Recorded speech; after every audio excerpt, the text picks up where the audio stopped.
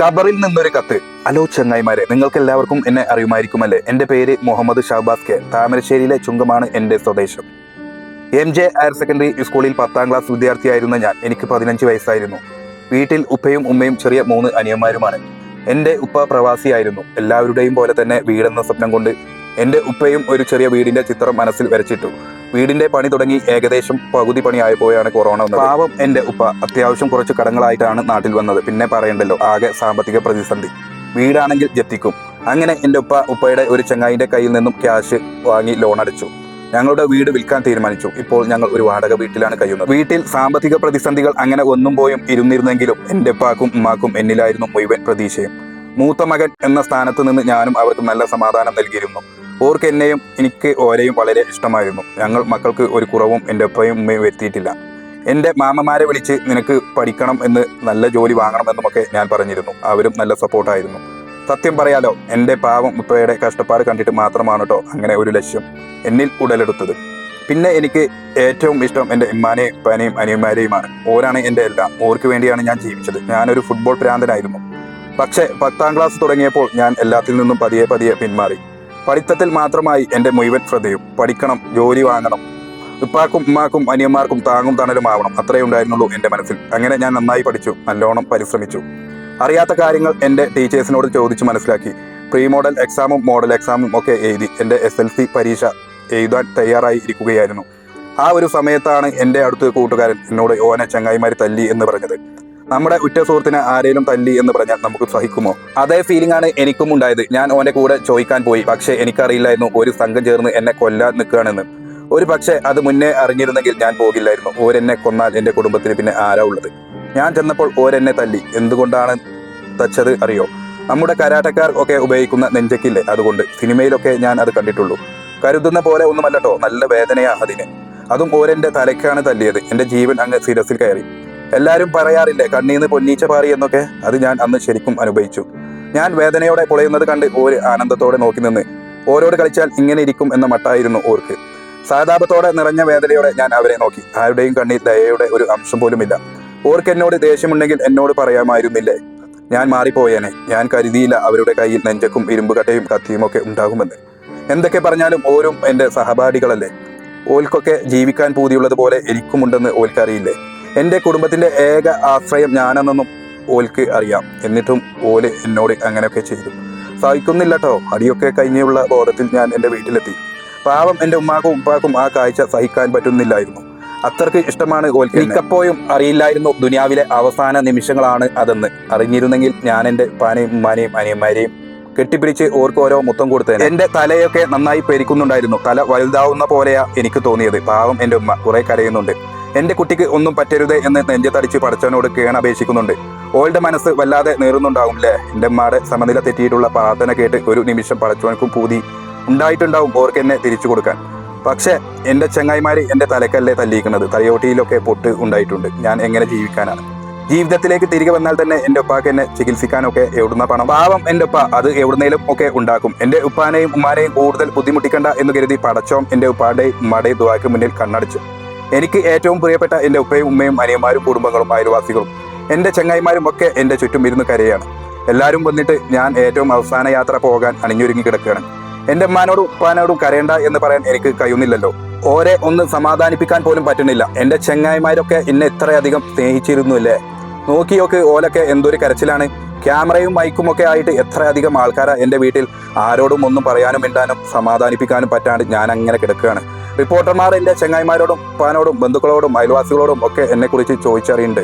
എന്നെക്കുറിച്ച് ഓരൊക്കെ എങ്ങനെ മോശം പറയാനാണില്ലേ? കാരണം ഞാൻ അത്രയ്ക്കും നല്ല കുട്ടിയായിട്ടാണ് വളർന്നത്. എൻ്റെ ഇപ്പയും ഉമ്മയും എന്നെ എല്ലാവരെയും ബഹുമാനിക്കാനും സ്നേഹിക്കാനും അല്ലേ പഠിപ്പിച്ചത്. ചെറുപ്പം മുതൽ ഞാൻ അതല്ലേ ശീലിച്ചത്. ഞാൻ ആരെയും ഇന്നുവരെ ദ്രോഹിച്ചിട്ടില്ല. എല്ലാവർക്കും ഞാൻ സഹായം മാത്രമേ ചെയ്തിട്ടുള്ളൂ. എല്ലാവരെയും സ്നേഹിച്ചിട്ടേ ഉള്ളൂ. പാവം പിടിച്ച എൻ്റെ ഉപ്പ ഓരോട് എൻ്റെ സ്വപ്നങ്ങളും മോഹങ്ങളൊക്കെ പറയുന്നുണ്ട്. എൻ്റെ ഉപ്പയുടെ ആകെ പ്രതീക്ഷ ഞാനല്ലേ. എന്താപ്പോൾ എൻ്റെ ചങ്ങായി പറയണത്? എവിടെ പോകുമ്പോഴും ഓനെ വിളിക്കണതാ, അന്ന് മാത്രം വിളിച്ചില്ല എന്ന്. ഓനെ വിളിച്ചിട്ടിപ്പോൾ എന്താല്ലേ? ഒരു പ്ലാനിട്ടത് എന്നെ കൊല്ലാനല്ലേ? നിങ്ങളും കേട്ടില്ലേ ഓൻ്റെ വോയിസ്? ഷഹബാസിനെ കൊല്ലുമെന്ന് പറഞ്ഞാൽ കൊന്നിരിക്കുന്നു. ആണുങ്ങൾ ഉണ്ടെങ്കിൽ കൂടെ വരാനാ പറയണത്. ഓന് ഒറ്റ മൈൻഡാന്ന്. ഇപ്പോൾ കണ്ടില്ലേ ഓന് പറഞ്ഞ പോലെ ചെയ്തത്. എന്നെ തല്ലലും കൊല്ലലൊക്കെ കഴിഞ്ഞിട്ടുണ്ട്. എൻ്റെ ഇൻസ്റ്റാഗ്രാമിൽ നിറയെ തല്ലിയവരുടെ മെസ്സേജ്. മാപ്പാക്കണം, അറിയാതെ ചെയ്തതാണ്, ഇങ്ങനെ ആവും കരുതിയില്ല എന്നൊക്കെ. ഓനക്ക് മാപ്പ് കൊടുക്കാൻ ഞാൻ ഉണ്ടായിട്ട് വേണ്ട അല്ലേ? പക്ഷെ എനിക്ക് വേദന ഉണ്ടായത് അതല്ല കേട്ടോ. എന്നെ തല്ലുന്നതിന് തലേന്ന് എന്നെ കൊല്ലാൻ പ്ലാനുണ്ടാക്കിയ മെസ്സേജ് കേട്ടപ്പോഴാണ് ശരിക്കും എൻ്റെ നെഞ്ചൊന്ന് പിടഞ്ഞത്. പറഞ്ഞതൊക്കെ ശരിയാ, കൂട്ടത്തല്ലിനൊന്നും കേസ് അധികകാലം നീണ്ടു നിൽക്കൂലെന്ന്. എത്ര ആൾക്കാരാ എനിക്ക് വേണ്ടി സംസാരിക്കാൻ, എനിക്ക് വേണ്ടി കരയാൻ. എന്നെ ഇതുവരെ പരിചയമില്ലാത്തവർ പോലും അവരുടെ ദുആയിൽ എന്നെ ഉൾപ്പെടുത്തുന്നു. എനിക്ക് വേണ്ടി കരയുന്നു. ഞാൻ തന്നെ അറിയാത്തവർ എന്നെ കൊന്നവരെ ശപിക്കുന്നു. എത്ര ഉപ്പമാരും ഉമ്മമാരും ഇത്താത്തമാരും ഇക്കാക്കമാരും ഒക്കെയാണ് എനിക്ക് വേണ്ടി വാദിക്കുന്നത്. മരണം കൊണ്ട് എല്ലാവരുടെയും മനസ്സിൽ ഞാൻ അങ്ങനെ നിറഞ്ഞു നിൽക്കുകയാണ്. ജാതിമത വർണ്ണ വ്യത്യാസമില്ലാതെ എല്ലാവരും എനിക്ക് വേണ്ടി സംസാരിക്കാൻ ഇറങ്ങുന്നു, എനിക്ക് വേണ്ടി സമരം ചെയ്യുന്നു, എൻ്റെ വീട്ടുകാരുടെ കൂടെ ചേർന്ന് നിൽക്കുന്നു. സാമൂഹ്യ മാധ്യമങ്ങളിൽ എനിക്കായി ഹാഷ്ടാഗും ജസ്റ്റിസിന് വേണ്ടിയുള്ള പോരാട്ടവും. എന്തിനാ എല്ലാവരും ഇങ്ങനെ കഷ്ടപ്പെടുന്നത്? ആരും ബുദ്ധിമുട്ടെന്താ? ഇത് കേരളമാണ്. ഇവിടുത്തെ നിയമത്തിന് വില ഇല്ലാത്തതല്ല, പേടിക്കുന്ന നിയമം ഇല്ലാത്തതാണ്. നിങ്ങൾ തന്നെ ഒന്ന് നോക്കി. എന്നെ കൊന്നവർ പറഞ്ഞതുപോലെ തന്നെ ആയില്ലേ? കൂട്ടത്തല്ലും കൂട്ടക്കൊലപാതകവും ഒക്കെ അങ്ങനെ നീണ്ടു പോകും. എൻ്റെ ഉപ്പാക്ക് സ്വാധീനം ഒന്നുമില്ലേ? കേസ് നടത്താനുള്ള പണവുമില്ല. SSLC പരീക്ഷ എൻ്റെ വലിയ സ്വപ്നമായിരുന്നു. ഇംഗ്ലീഷും കണക്കുമാണ് എൻ്റെ ഇഷ്ടവിഷയം. ബാക്കിയുള്ള വിഷയങ്ങളും ഞാൻ നന്നായി പഠിക്കും. കഴിഞ്ഞ പരീക്ഷകളിലൊക്കെ 80% മാർക്ക് വാങ്ങി. ഇത്തവണ ഫുൾ A+ കിട്ടാനുള്ള പരിശ്രമത്തിലായിരുന്നു. ഞാൻ നന്നായി പഠിച്ചു, നന്നായി പരിശ്രമിച്ചു, ഊണും മുറക്കവും ഇല്ലാതെ പഠിച്ചു. പക്ഷേ പരീക്ഷ എഴുതാനുള്ള അവസരം ഇല്ലാതാകും എന്ന് ഞാൻ ഒരിക്കലും പോലും കരുതി. പരീക്ഷയ്ക്ക് കോപ്പി അടിച്ചാൽ ഡീബാർ ചെയ്യും എന്ന് എനിക്കറിയായിരുന്നു. പരീക്ഷയ്ക്ക് നേരം വൈകി എത്തിയാൽ പരീക്ഷ എഴുതിപ്പിക്കില്ല എന്നും എനിക്കറിയാം. സമ്പൂർണ്ണമായി യൂണിഫോമും ID കാർഡും ഹാൾ ടിക്കറ്റും ഉണ്ടെങ്കിൽ മാത്രമേ പരീക്ഷ എഴുതാൻ സാധിക്കുകയുള്ളൂ എന്നും എനിക്കറിയായിരുന്നു. പക്ഷേ സ്വന്തം സഹപാഠിയെ യാതൊരു മനുഷ്യത്വവും ഇല്ലാതെ മൃഗീയമായി തലക്കടിച്ചു കൊന്നാൽ പരീക്ഷ എഴുതാൻ പറ്റും എന്ന് എനിക്ക് അറിയില്ലായിരുന്നു. അതും ഒരു സമൂഹം മുഴുവൻ വിലക്കിയിട്ടും 50-ൽ പരം പോലീസുകാരുടെ സംരക്ഷണത്തിൽ നിന്നുകൊണ്ട് അവരെ പരീക്ഷ എഴുതിപ്പിക്കും എന്ന് ഞാൻ കരുതിയില്ല. വല്ലാതെ വിഷമമായി പോയി. മരിച്ചത് നന്നായി എന്ന് ഒരു നിമിഷമെങ്കിലും ചിന്തിച്ചു പോയി. എൻ്റെ എത്ര വലിയ സ്വപ്നമാണ് ഇല്ലാതായത് അറിയോ? എൻ്റെ അമ്മ അലമാരയിൽ എൻ്റെ ഹാൾ ടിക്കറ്റും യൂണിഫോമും ബുക്കും ബാഗും എല്ലാം കാണുമ്പോൾ നെഞ്ചു പൊട്ടി നിലവിളിക്കുന്നുണ്ടാകില്ലേ? 3/3/2025 തിങ്കൾ 62-83-0 എന്ന രജിസ്റ്റർ നമ്പറിൽ അറബിക് പരീക്ഷ എഴുതാൻ ഷഹബാസ് എന്ന ഞാൻ മാത്രമില്ല. എൻ്റെ വിയോഗം എൻ്റെ കൂട്ടുകാരെ എത്രമാത്രം വേദനിപ്പിക്കുന്നുണ്ട് എന്ന് എനിക്ക് നല്ലോണം മനസ്സിലാവുന്നു. ഓർക്കാർക്കും ഒന്നും എഴുതാൻ കഴിഞ്ഞിട്ടുണ്ടാകില്ല. പരീക്ഷ ആളിൽ ജുവൈനിൽ ഹോമിനും പുറത്ത് ഒരു പറ്റം ആളുകൾ എനിക്ക് വേണ്ടി സമരം ചെയ്യുന്നുണ്ട്, എൻ്റെ കൊലയാളികളെ പരീക്ഷ എഴുതിപ്പിക്കാതെ ഇരിക്കാൻ വേണ്ടി. പക്ഷേ അവരെ എല്ലാം യാതൊരു ദയയും ഇല്ലാതെ പോലീസ് വലിച്ചു കൊണ്ടുപോവുകയാണ്. എൻ്റെ ഉമ്മയുടെയും ഉപ്പയുടെയും അടുത്ത് നിന്ന് ഹാൾ ടിക്കറ്റ് വാങ്ങി അവരുടെ അനുഗ്രഹമായി അനിയന്മാർക്ക് മുത്തം കൊടുത്ത് സലാം പറഞ്ഞ് പരീക്ഷയ്ക്ക് ഇറങ്ങാൻ ഞാൻ നന്നായി ആഗ്രഹിക്കുന്നുണ്ട്. പക്ഷേ കൈയും കാലും എൻ്റെ മനസ്സിനോടൊപ്പം നിൽക്കുന്നില്ല. എനിക്ക് അനങ്ങാൻ കഴിയുന്നില്ല. ഒരു നിമിഷത്തേക്ക് അതിയായി പരീക്ഷ എഴുതാനുള്ള മോഹം കൊണ്ട് ഞാൻ ഇന്ന് ജീവനോടെ ഇല്ല എന്ന കാര്യം ഞാൻ തന്നെ മറന്നുപോയി. എങ്ങനെ പരീക്ഷയ്ക്ക് പോകാനാണ് അല്ലേ? ഞാൻ ഈ 6 അടി മണ്ണിന്റെ അടിയിലല്ലേ? എല്ലാവരും കൂടെ എന്നെ ഒറ്റക്കാക്കി. അവർ എല്ലാവരും കൂടെ എന്നെ ഇവിടെ വരെ കൊണ്ടെത്തിച്ചില്ലേ? വല്ലാതെ വിഷമമാവുന്നുണ്ട് എനിക്ക്. ഇനിയുള്ള പരീക്ഷയ്ക്കും നോമ്പിനും പെരുന്നാളിനും ഫുട്ബോളിനും ഒന്നും ഞാൻ ഇല്ലാട്ടോ. എൻ്റെ ഉമ്മാക്കും ഉപ്പാക്കും മറ്റുള്ള മക്കൾ പരീക്ഷയ്ക്ക് പോകുന്നത് കാണുമ്പോൾ എന്തൊരു ഇടങ്ങേറാണ് നോക്ക്. ഓർക്കത് താങ്ങാനാവുന്നില്ല. എൻ്റെ അമ്മയുടെ കോലം ഒന്ന് നോക്ക്. എൻ്റെ കുട്ടികളെ പോലും എൻ്റെ അമ്മ നോക്കണില്ല. അമ്മ ആരോടും മിണ്ടണില്ല, ഒരു വക കഴിക്കുകയും കുടിക്കുകയും ചെയ്യുന്നില്ല. എൻ്റെ കുട്ടി എന്നും പറഞ്ഞ് നിലവിളിച്ചുകൊണ്ടിരിക്കുക. പാവം, സ്വബോധം നഷ്ടപ്പെട്ട അവസ്ഥയാണ്.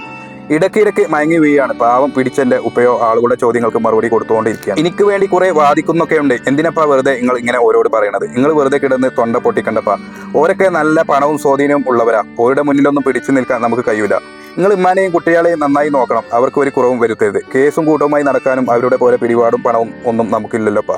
കുറച്ച് മാസങ്ങൾ കഴിഞ്ഞാൽ എല്ലാവരും ഇതൊക്കെ മറക്കും, എഴുതിത്തള്ളും. കേരളത്തിൽ അങ്ങനെയല്ലേ? എൻ്റെ ഈ അവസ്ഥ ഇനി ഒരാൾക്കും വരാതെ ഇരിക്കാൻ നിങ്ങൾ പടച്ചവനോട് പറയണം. നിങ്ങൾ സമാധാനിക്കിപ്പാ, പടച്ചവനുണ്ടല്ലോ നമ്മുടെ കൂടെ. ഇതുവരേക്കും ഒരു കുറവും വരുത്താതെ നോക്കിയ എൻ്റെ ഉമ്മാക്കും ഉപ്പാക്കും 1000 നന്ദി.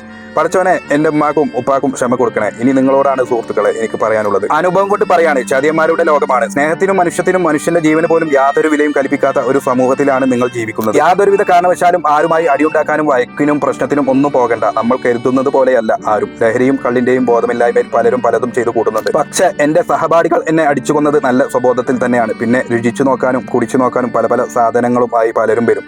രക്തത്തിളപ്പിന്റെ ചൂടി നമുക്ക് എല്ലാത്തിനോടും അപ്പോൾ ഒരു ഹരമാണ്. തല്ലാനും കൊല്ലാനും വയക്കുണ്ടാക്കാനും കള്ളു കുടിക്കാനും കഞ്ചാവ് വലിക്കാനും ഒക്കെ ഭയങ്കര എളുപ്പമാണ്. പക്ഷെ ഇതൊന്നുമില്ലാതെ സ്വസ്ഥമായി സമാധാനമായി ഒന്ന് ജീവിക്കാനാണ് ഇന്നത്തെ കാലത്ത് ബുദ്ധിമുട്ട്. എല്ലാത്തിൽ നിന്നും വിട്ടുനിൽക്കാനും നല്ലതും ചീത്തയും മനസ്സിലാക്കി ജീവിക്കാനും സാധിക്കണം. ആരുടെയും സ്വഭാവ സർട്ടിഫിക്കറ്റിന് വേണ്ടിയല്ല, അവനവന് വേണ്ടി തന്നെ. നമ്മുടെ മാതാപിതാക്കൾക്കും സഹോദരങ്ങൾക്കും വേണ്ടി. ഉപദേശങ്ങളെ തള്ള വൈബിലേക്കും തന്ത വൈബിലേക്കും പക്ഷം ചേർക്കാതെ കുറച്ചെങ്കിലും അവരുടെ വാക്കുകൾ ജീവിതത്തിൽ ഉൾപ്പെടുത്തുക. നമ്മളെക്കാൾ ജീവിതം പഠിച്ചവരും മനസ്സിലാക്കിയവരുമാണ് അവർ. പക്വത നിറഞ്ഞ ആളുകൾ നമ്മളെ ഉപദേശിക്കുന്നത് നമ്മുടെ നല്ലതിന് വേണ്ടി മാത്രമാണ്. ആരുടെയെങ്കിലും കത്തിക്കും ഇരയാവാനോ സ്വബോധം നശിക്കുന്ന തരത്തിലുള്ള ലഹരിക്ക് അടിമപ്പെട്ട് തീർക്കാനോ ഉള്ളതല്ല നമ്മുടെ ജീവിതം. എന്തിലേക്ക് ഇറങ്ങി പുറപ്പെടുമ്പോഴും 2 തവണ ചിന്തിക്കുക, അല്ലെങ്കിൽ നഷ്ടം നമ്മുടെ കുടുംബത്തിന് മാത്രമാണ്. എൻ്റെ അവസ്ഥയും എൻ്റെ ഉമ്മയുടെയും ഉപ്പയുടെയും ഗതി ലോകത്ത് ഇനി ആർക്കും വരാതെ ഇരിക്കട്ടെ. എന്നെ അറിയാത്ത നിങ്ങൾ ഓരോരുത്തരും എനിക്ക് വേണ്ടി പോരാടുന്നത് കാണുമ്പോൾ, ശബ്ദിക്കുന്നത് കാണുമ്പോൾ, സമരം ചെയ്യുന്നത് കാണുമ്പോൾ ഒരു നിമിഷത്തേക്കെങ്കിലും പടച്ചോൻ എനിക്ക് ജീവൻ തിരിച്ചു തന്നെങ്കിൽ എന്ന് എനിക്ക് വല്ലാണ്ട് പൂതി തോന്നുക. എൻ്റെ ഉപ്പാടെയും ഉമ്മാടെയും കൂടെ നിൽക്കണം. അവർക്ക് ഇനി താങ്ങായി തണലായി നിങ്ങളൊക്കെ ഉള്ളൂ. സ്നേഹിച്ചവർക്കും ദ്രോഹിച്ചവർക്കും ശപിച്ചവർക്കും കൊന്നവർക്കും കൊല്ലിച്ചവർക്കും കൂടെ നിന്നവർക്കും എനിക്ക് വേണ്ടി വാദിക്കുന്നവർക്കും എല്ലാവർക്കും നന്ദി മാത്രം എന്ന് ഒത്തിരി സ്നേഹത്തോടെ മുഹമ്മദ് ഷഹബാസ്.